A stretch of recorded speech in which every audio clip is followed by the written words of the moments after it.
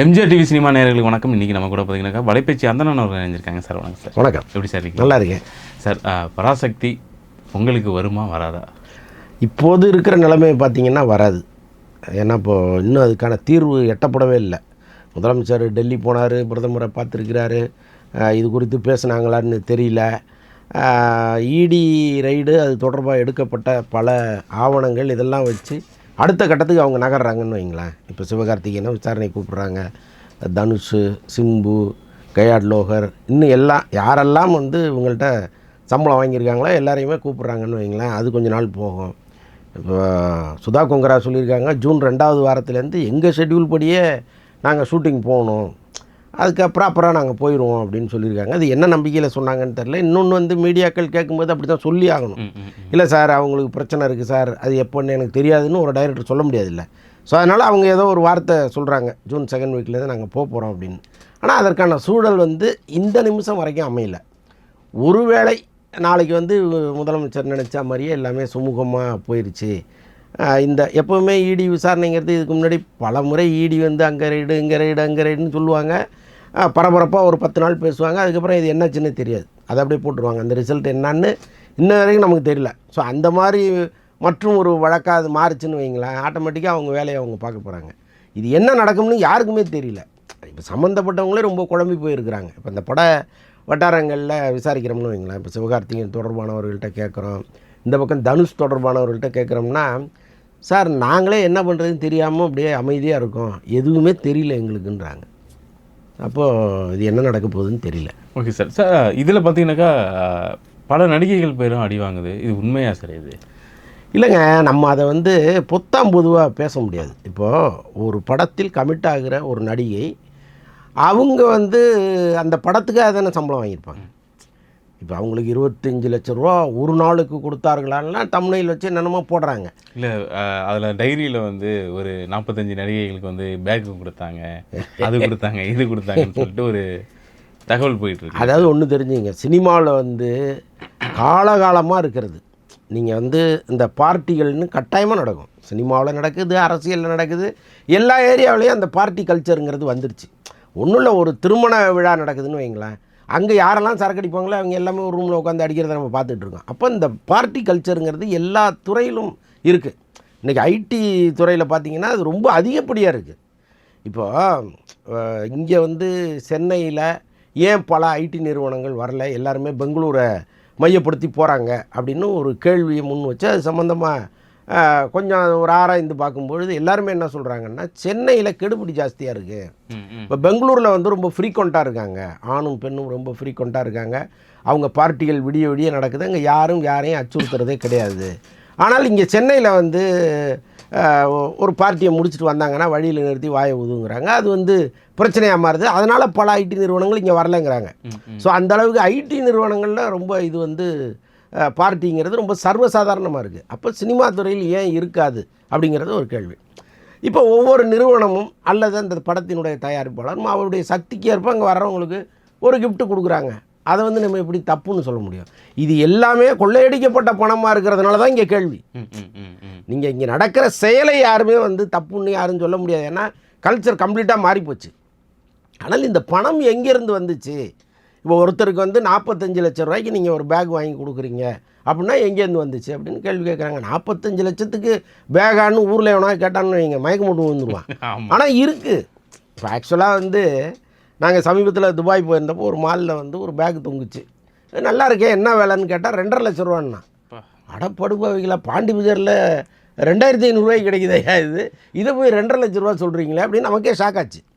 அப்போ 2.5 லட்ச ரூபாய்க்கு ஒரு பேக் இருக்கும்போது 45 லட்சத்துக்கு இருக்காதாங்கிறதும் நம்ம, ஏன்னா நமக்கு தெரியாத ஒரு விஷயம், அது கட்டாயமாக இருக்கலாங்கிற ஒரு நம்பிக்கையும் நமக்கு வருது. ஆனால் இதெல்லாம் வந்து அங்கே வர்றவங்களுக்கெல்லாம் கொடுத்தாங்க போனாங்கங்கிறது வந்து ஒரு கற்பனையின் வடிவமாக தான் நான் பார்க்குறேன். ஏன்னா இந்த ரிட்டன் கிஃப்ட்டு வர்றவங்களுக்கு கொடுக்கறது இதெல்லாம் ரொம்ப காலகாலமாக இங்கே நடந்துகிட்டு இருக்குது. அதை ஒரு பெரிய குற்றம் குறையாக அவங்க சொல்லிகிட்டு இருக்காங்க. Okay sir. சார் சிவகார்த்திகேயன் படம்னாலே ஏதாவது ஒரு பிரச்சனை வந்துக்கிட்டே இருக்குது சார். அது வந்து சிலருடைய ஃபேட் அது, அதை ஒன்றுமே பண்ண முடியாது. அதையெல்லாம் மீறி அவர் ஜெயிச்சிருக்கிறாருங்கிறது தான் முக்கியமான விஷயம். நீங்கள் அவர் வந்ததுலேருந்தே அவருக்கு ஏதாவது ஒரு பிரச்சனை வந்துகிட்டே இருக்கும். ஒரு படம் ரிலீஸ் ஆகும்போது பிரச்சனை வரும், பெரிய கடன் பிரச்சனைகளில் போய் சிக்குவார். அப்புறம் அவரே வந்து அந்த கடனை பொறுப்பேற்றுக்கிட்டு படத்தை ரிலீஸ் பண்ணி கொடுப்பாரு. அல்லது அடுத்து உங்களுக்கு ஒரு படம் பண்ணி தரேன், இந்த படத்தை விடுங்கன்ட்டு அடுத்த படத்தை சம்பளம் இல்லாமல் பண்ணுவார். ஸோ இந்த மாதிரி நிறைய காம்ப்ரமைஸ் பண்ணி தான் அவர் இந்த இடத்துக்கு வந்திருக்கார். அதனால் சிவகார்த்திகேயனுக்கு மட்டும் இல்லை, இங்கே பல நடிகர்களுக்கு அந்த பிரச்சனை வருது. விஜய் படம் வரும்பொழுதெல்லாம் பிரச்சனை இல்லாமல் ஏதாவது ஒரு படம் ரிலீஸ் ஆகிருக்கா சொல்லுங்கள்? எந்த படமும் ரிலீஸ் ஆனதில்லை. அதாவது அவர் இன்றைக்கி அரசியலுக்கு வந்ததுக்கு காரணமே அவருடைய படங்கள் வரும்பொழுது மாறி மாறி அவர் கொடுக்கப்பட்ட குடைச்சல் தான். அப்போ அவர் என்ன பண்ணுறாரு, நம்ம வந்து வெளியிலேருந்து இந்த அரசியலை பார்க்குறோம், அரசியல்வாதிகள் நம்மளை கிள்ளுக்கறியாக பார்க்குறாங்க, நாமளே இங்கே வந்துடுவோன்ட்டு தான் வராரு. அப்போ அவருடைய படங்களுக்கும் பிரச்சனைகள் இருக்குது. அப்போ பிரச்சனை இல்லாமல் ஒரு படம் வர்றதுங்கிறது மேக்ஸிமம் இல்லை, இவங்களுக்கு கொஞ்சம் ஜாஸ்தி வருது, அவ்வளோதான். Okay sir. சார் இப்போ சிவகார்த்திகேயனோட படம் வந்து பராசக்தி வரல அப்படின்னாக்கா ஏஆர் முருகதாஸ் இயக்குற ஒரு படம் வெளியாகும்னு சொல்கிறாங்க, அது உண்மையா சார்? அது ஆமாம், இப்போ மதராசி படப்பிடிப்பு போயிட்டுருக்கு, கிளைமாக்ஸ் தான் இலங்கையில் எடுத்துகிட்டு இருக்காங்க. அது வந்து கிட்டத்தட்ட ஒரு 20 நாள் ஷூட்டிங் அது பிளான் பண்ணியிருக்காங்க. இப்போ நம்ம பேசுகிறதுலேருந்து இன்னொரு 5-6 நாளில் ஷூட்டிங் முடிஞ்சிடும், எல்லாருமே திரும்பி இங்கே வந்துடுவாங்க. அதுக்கப்புறம் போஸ்ட் ப்ரொடக்ஷன் ரிலீஸ் தான்.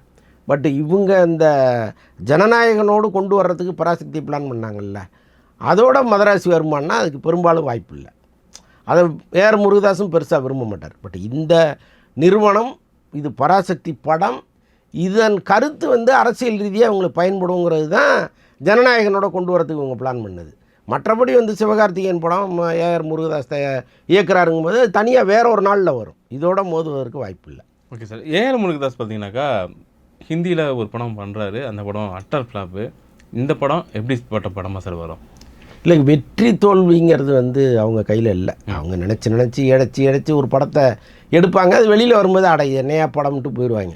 அதுமாரி பல படங்களை நம்ம பார்த்துருக்கோம். சில படங்கள் வந்து அந்த படத்தில் என்ன கண்டென்ட்டுக்காக ஓடுதுன்னே தெரியாது, ஒரே ஒரு பாட்டுக்காக ஓடின படமெல்லாம் இங்கே இருக்குது. மற்றபடி வந்து படமே பண்டலாக இருக்கும், அந்த ஒரு பாட்டு வரும்போது மக்கள் அது வரைக்கும் உட்காந்துட்டு ஏஞ்சி போனதெல்லாம் பார்த்துருக்கோம். அப்போ ஏதோ ஒரு காரணத்துக்காக ஒரு படம் ஓடும், ஏதோ ஒரு காரணத்துக்காக ஒரு படம் ஓடாமல் போகும். அதை வச்சு ஒரு டைரக்டரை மொத்தமாக இவர் வந்து பிரயோஜனம் இல்லைன்னு நம்ம முடிவு எடுக்க முடியாது.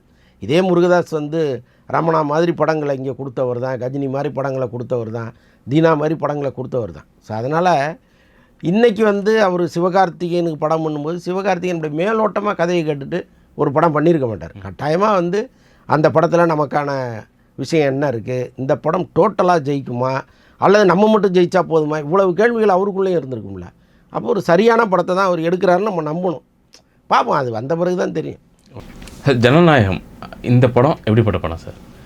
ஜனநாயகன் வந்து கொஞ்சம் அரசியல் ரீதியான படம் தான் சொல்கிறாங்க. ஆக்சுவலாக விஜயெல்லாம் வந்து அரசியலுக்கு வரணும்னு எப்போவோ முடிவெடுத்துட்டார். அவங்க அப்பா வந்து அவர் கூட இருந்தார்ல, அவருக்கு அவங்க அப்பா வந்து சம்பளம் பேசி கதை கேட்டுக்கிட்டு இருந்த காலத்திலேயே அவர் அரசியலுக்கு வரணும்னு முடிவெடுத்துட்டார். ஆனால் அதற்கேற்ற மாதிரி தன்னுடைய படங்களை அவர் வந்து வகுத்தாரான்னா இல்லை.